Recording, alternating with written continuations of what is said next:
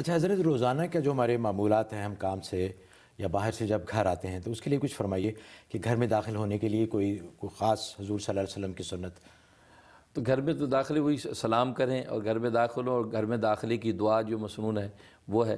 لیکن ویسے ایک عمل بزرگوں نے لکھا ہے کہ گھر کے اندر جب داخل ہوں تو ایک مرتبہ سورۃ اخلاص پڑھ لیں. اچھا، سورۃ اخلاص پڑھ لیں بسم اللہ کے ساتھ، قل هو اللہ قل احد. هو اللہ احد. تو اس سے جو ہے وہ گھر کے اندر انشاءاللہ خیر کی خبر ملے گی اور گھر ہر طرح کے شرور سے محفوظ رہے گا، اور ایسے کوئی برے اثرات ساتھ آئے ہیں آپ کے ساتھ تو وہ گھر سے باہر رہ جائیں گے. ویسے بھی سلام کا یا السلام علیکم کا پھیلانا تو ویسے ہی بڑی بالکل بابرکت چیز ہے. جی بالکل. اچھا حضرت، ہماری اگلی کالر ہیں شازیہ اورلینڈو فلوریڈا سے. جی شازیہ، السلام علیکم.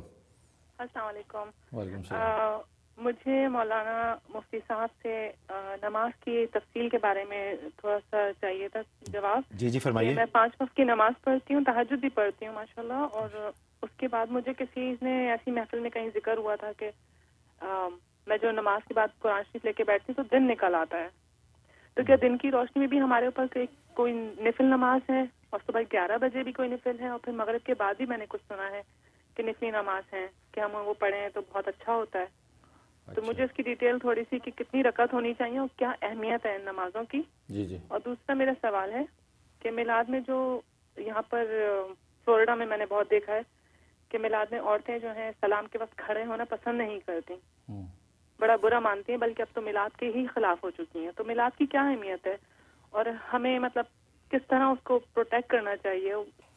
جی بہت بہت شکریہ، آپ سمجھ گئے آپ کا سوال. جی، پہلی بات جہاں تک نماز کا تعلق ہے تو تہجد کے علاوہ جو اشراق کی نماز ہے اور چاشت کی نماز ہے، مغرب کے بعد اوابین کی نماز ہے، تو یہ نوافل نمازیں آپ جو جب سورج نکل آتا ہے تو اس کے بعد آپ اشراق پڑھ سکتی ہیں. 4 رکعت نفل اشراق کی نیت سے 2 کر کے آپ پڑھ سکتی ہیں.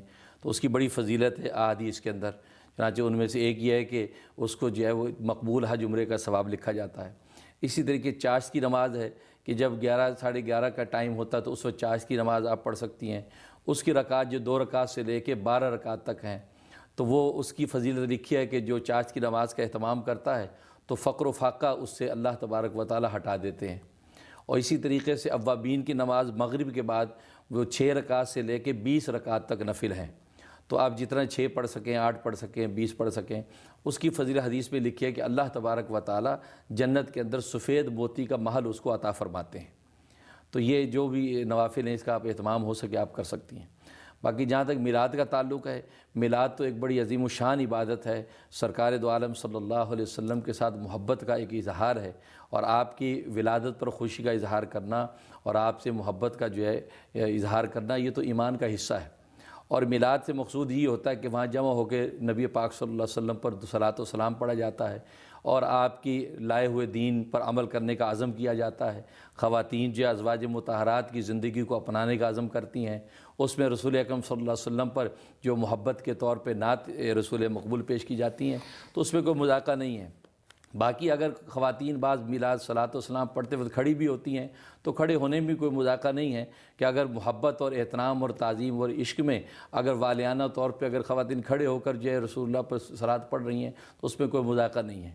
تو اس میں کسی قسم کی جو ہے وہ ایکسٹریمزم دکھانے کی ضرورت نہیں، تشدد دکھانے کی ضرورت نہیں ہے. حضرت، یہ جو مروجہ اس وقت جو ہمارے جو نظر آتا ہے میلاد کا طریقہ، اس کی کوئی مثال ملتی ہے اسلامی تاریخ سے کہ حضور صلی اللہ علیہ وسلم کے زمانے میں یا اس کے بعد اس طریقے سے میلاد پڑھا جاتا ہے؟ اصل میں بات یہ ہے کہ یہ بڑا عام سا سوال ہے، ہر آدمی یہ پوچھ لیتا ہے. بات اصل میں یہ ہے کہ رسول اللہ صلی اللہ علیہ وسلم کے زمانے میں اس وقت اتنے اور اہم امور ایسے تھے کہ جس پر جو ہے وہ نبی کریم صلی اللہ علیہ وسلم و صحابہ کرام ان اہم امور کو نمٹا رہے تھے. اب اس قسم کی چیزیں کہ جب اسلام پوری فتوحات کے ساتھ دنیا کے اندر پھیل چکا ہے اور نبی کریم صلی اللہ علیہ وسلم کا دین مکمل ہو چکا ہے، تو اس کے بعد امت کے لیے بہت سے راستے دین کے نکلتے ہیں. اس زمانے میں تو مدارس دینیاں بھی اس شکل میں نہیں تھے جیسے آج ہیں. اس وقت نہ بخاری پڑھائی جاتی تھی، نہ مسلم، نہ ہدایہ، نہ شرح وقایہ.